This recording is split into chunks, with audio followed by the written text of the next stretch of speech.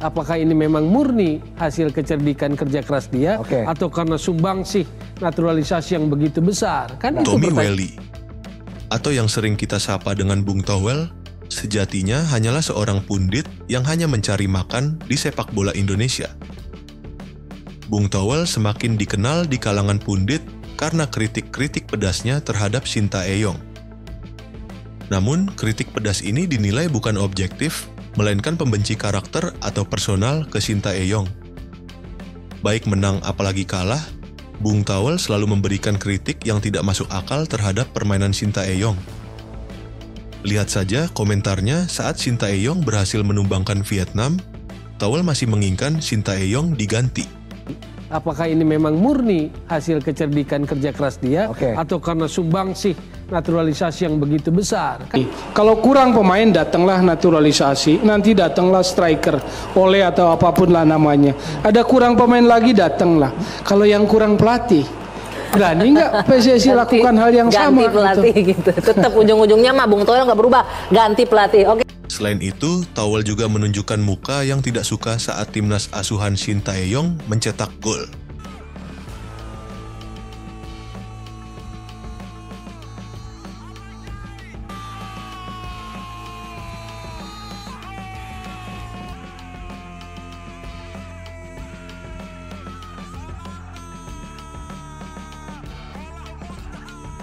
Tapi ketika Indonesia dipermalukan oleh Australia 1-5 dan Sintayong bukan lagi pelatih Indonesia, apa yang dikatakan Towel? Kalah 1-5 memang menyesakan. Sakit lah ya.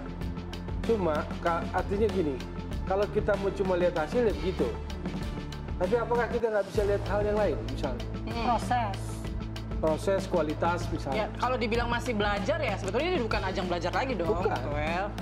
Apa yang kita lihat kemarin dengan akselerasi naturalisasi, 10 menit pertama, 15 menit pertama kita bisa main loh. Agresif, bagus. Tapi drop setelahnya. Ya, karena ada gol penalti ke kita dan penalti kita gagal sebelumnya kan. Itu situasional lah. Tetapi yang saya mau bilang adalah bahwa pemain-pemain Indonesia bisa main di level itu dengan cara main yang berbeda. Towel malah menyalahkan pemain bukan strategi pelatih yang saat ini diambil alih oleh Kluivert. Seharusnya pelatih tahu betul siapa yang kita hadapi saat itu adalah Australia raksasa Asia. Bermain dengan terbuka ala total football akan ada harga yang mahal yang harus dibayar.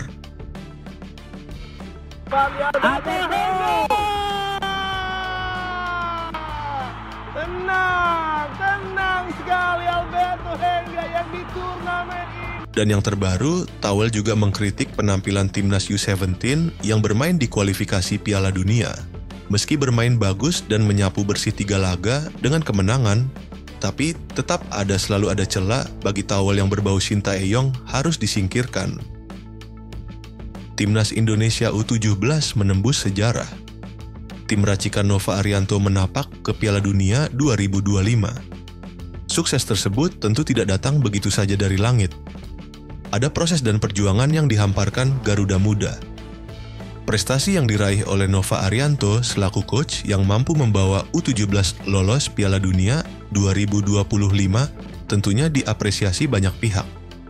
Tapi, tidak bagi pengamat sepak bola Bung Towel.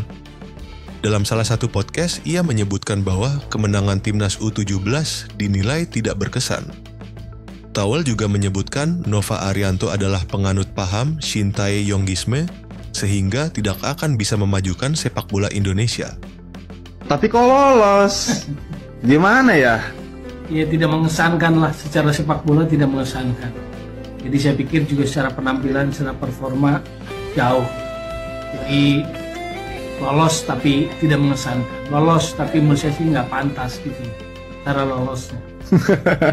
Pertanyaannya, siapa orang di belakang Towel sehingga dia bisa begitu membenci Sintayong?